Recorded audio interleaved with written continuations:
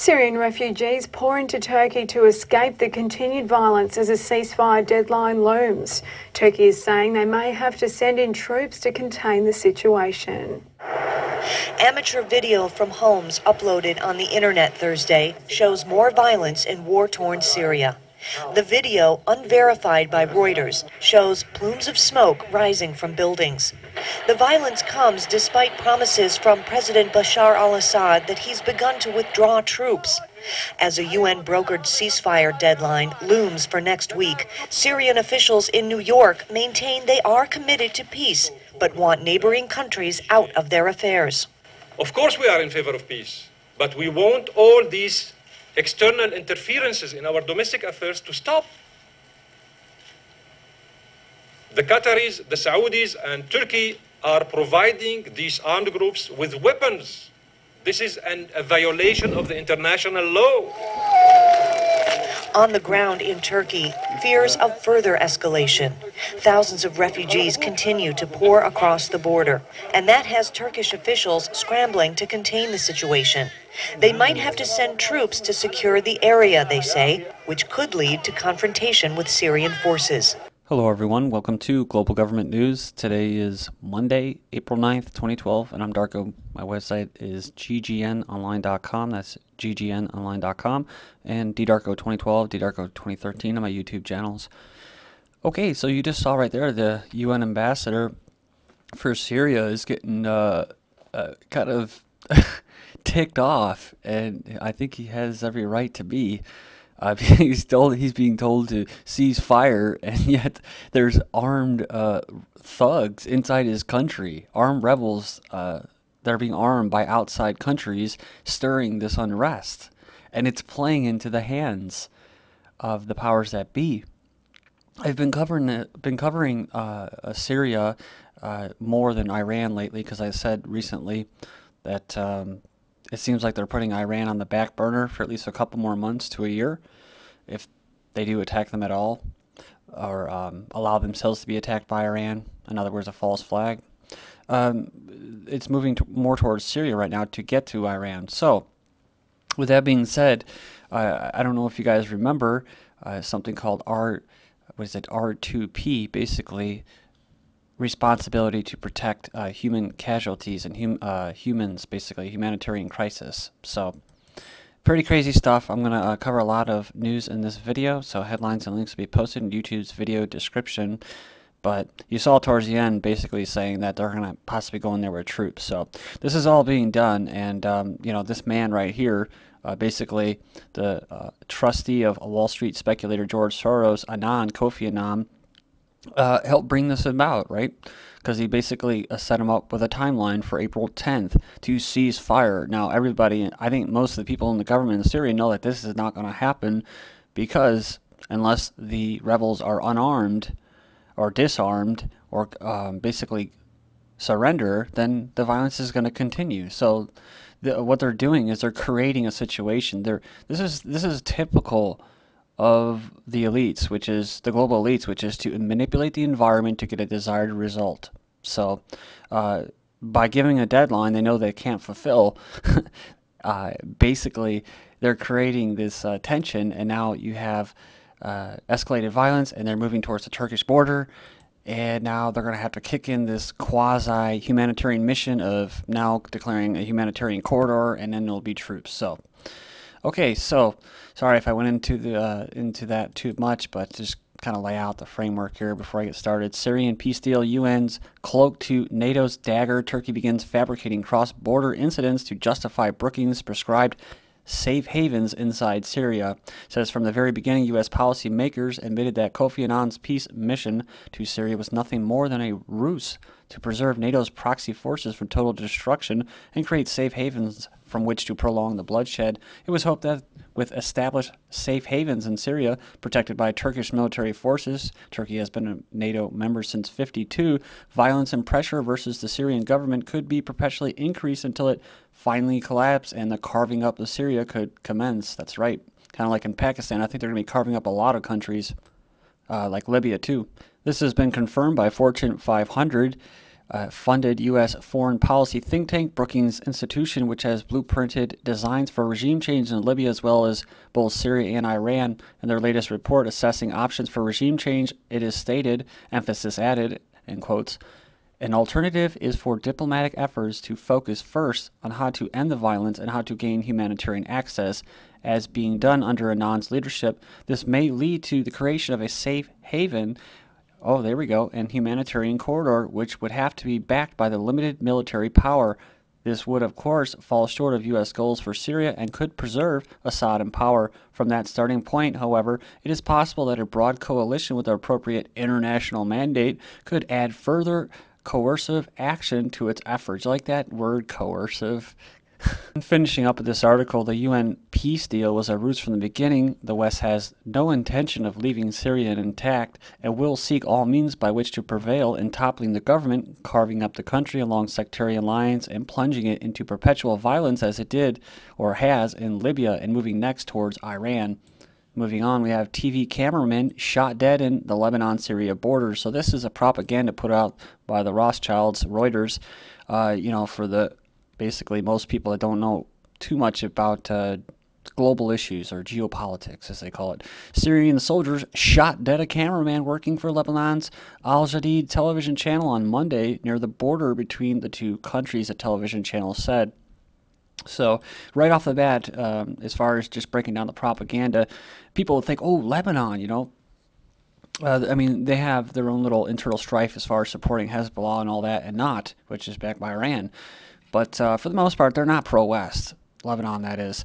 So they make it seem like, oh, innocent little Lebanon, they're just trying to go and cover the violence of this crackdown of the Syrian government. But there's a good chance that they were actually killed by explosions or whatnot by the rebels themselves.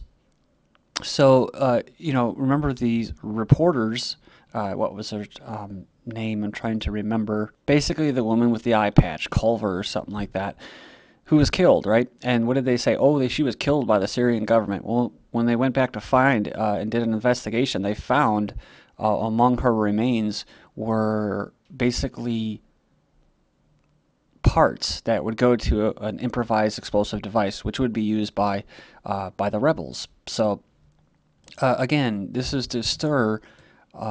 This is basically to meet a deadline. And it's all coinciding with tomorrow, April 10th. Syria demands guarantees from rebels before withdrawing from cities. So you saw the UN ambassador kind of talking about that briefly.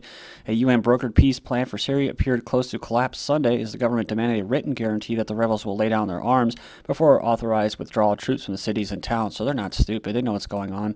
Ex-employee Al Jazeera provided Syrian rebels with satellite phones or satphones. It says here that they supplied the Syrian rebels with satellite communication tools to ensure telephone and internet connections.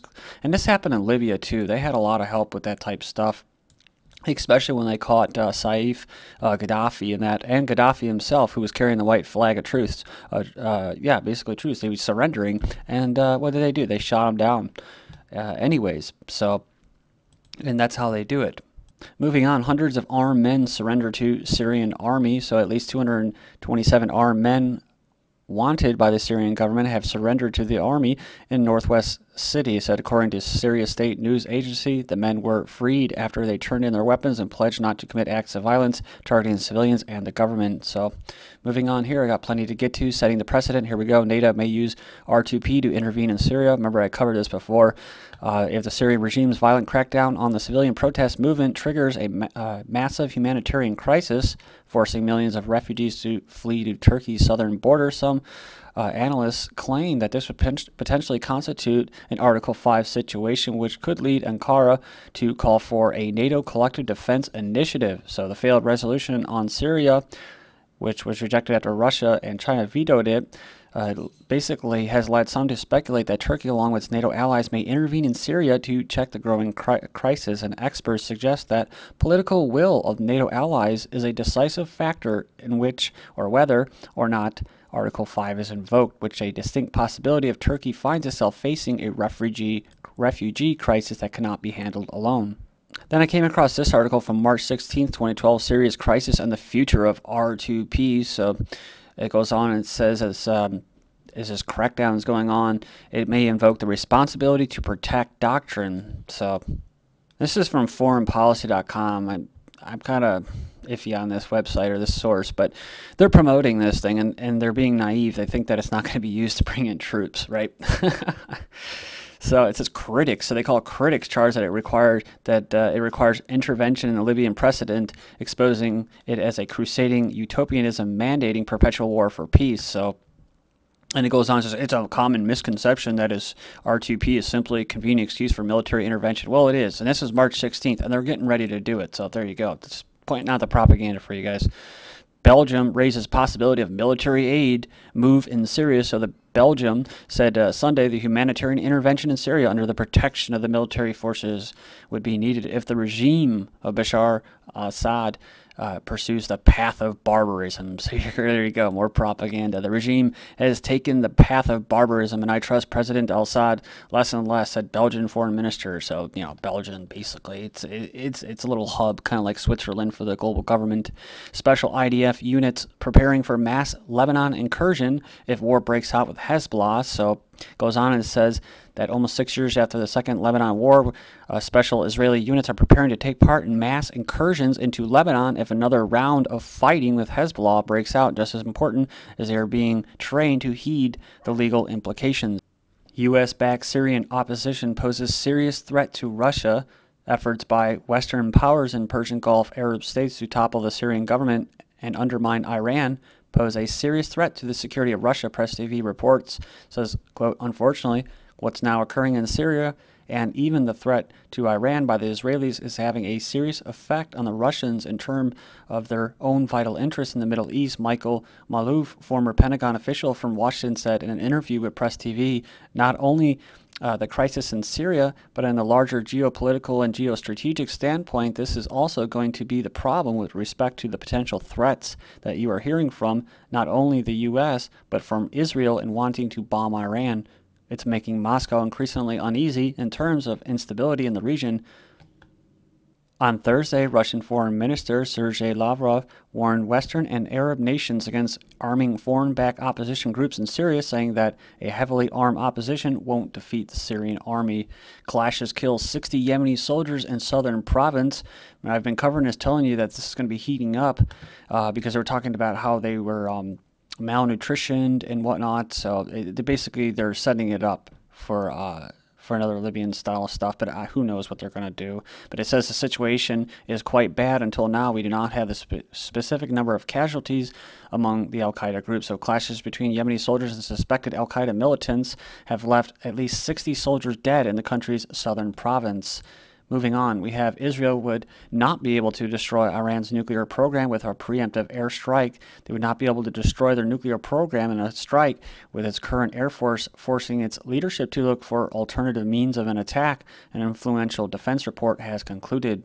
U.S. Navy deploys second aircraft carrier to Gulf, and I believe one just returned. So it says here, U.S. Navy said Monday it's deployed its second aircraft carrier to the Persian Gulf region amid tensions with Iran. So not really many tensions, it's just kind of being built up. U.S. launches new spy satellite, the NROL-25. They've launched a new classified radar imaging satellite that can see at night and throughout bad weather, allowing American intelligence agencies to spy on other countries' interests. Now, this has to do with I think, who knows, but it has to do when they're spraying their aerosols. So spraying the aerosols, and they're blocking things out, and including radar and jamming communications, but they themselves will be able to see through it. So I'm sure the Russians have a similar type technology, but Russia installs S-400 on Polish border in response to U.S. missile defense system. So satellite shielded by Poland. Then Armenia ready to consider Russia's proposal on missile defense deployment. North Korea readies longer-range rocket. Japan and South Korea wary. So what do? South Korea and U.S. practice invasion of North Korea during a civil war. I've covered this before, but ex-KGB man wins presidency in South Ossetia, that's near Georgia. Then U.S. says presidential elections there are illegitimate. Report says U.S.-trained terror group MEK. According to a new multi-source report from New Yorker Seymour Hersh, the U.S. did not even bother going through those motions when, during the Bush years, it trained the Iranian dissident group Mujahideen as a secretive Department of Energy site in Nevada. The MKO buying Iraqi politicians with $5,000 monthly payments. Indicted U.S. soldier allegedly offered military weapons to agents posing as Los Zetos drug cartel, and more than 110,000 Army active duty troops are taking prescription drugs. And lastly, suspect in fatal Texas shooting was depressed.